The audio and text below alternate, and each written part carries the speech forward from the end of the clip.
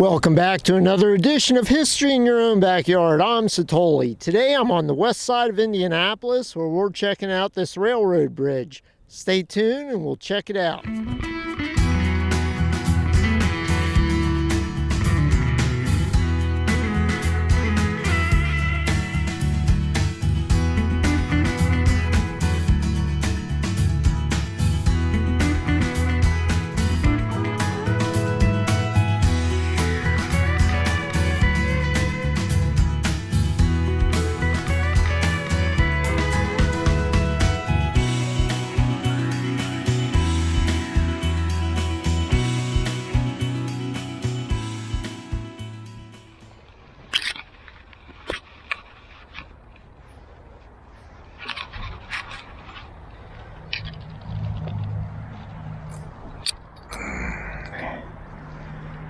Okay, this is gonna be fun.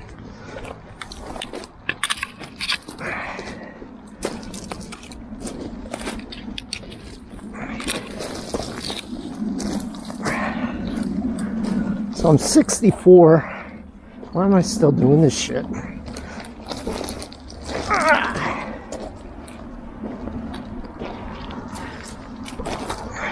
Should be sitting home watching reruns of I Love Lucy.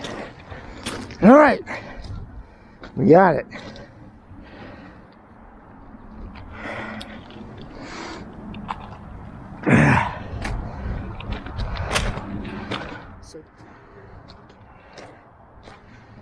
It's a live rail line.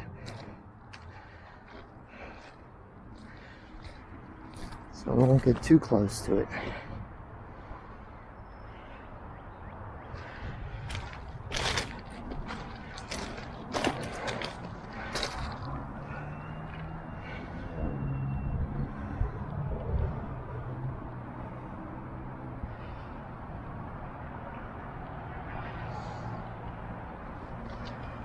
Huh.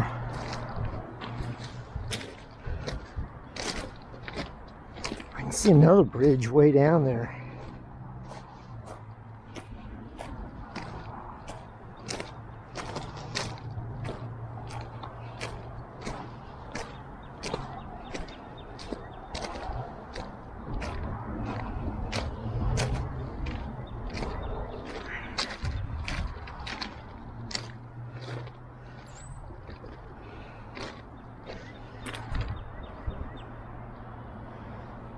I did research on this bridge and hopefully I have all my bases covered, but if something here doesn't sound correct to you, please leave a comment below. This bridge was built in 1916 and is part of the original Indianapolis and Frankfort Rail Line. This line was officially created on Christmas Eve in 1913, but it wouldn't be until February 1916 when construction would begin. The construction of the line included grade separations or overpasses in Marion County for the following roads which still have the original 1916 overpasses. That would be Morris Street, 10th Street, 21st Street, and Country Club Road. Overpasses were also built in 1916 for what is now US 40, US 36, and US 136. However, these have all been replaced to allow for widening of the roadway. There were also bridges built over the Big Four and the Peoria and Eastern Railways. This rail line is only 41 miles long and ran through two towns, Lebanon and Frankfort. This bridge appears to have been built for two tracks, although from what I've been able to find out, only one track was ever built. The line completely opened to rail traffic in June of 1918.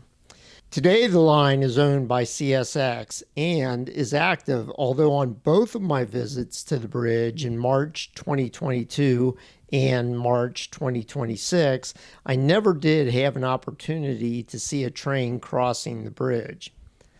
The former B&O rail line below was embargoed in 1987 and the tracks were removed in 1992. Today, there's a walking/bike trail on the old B&O right-of-way.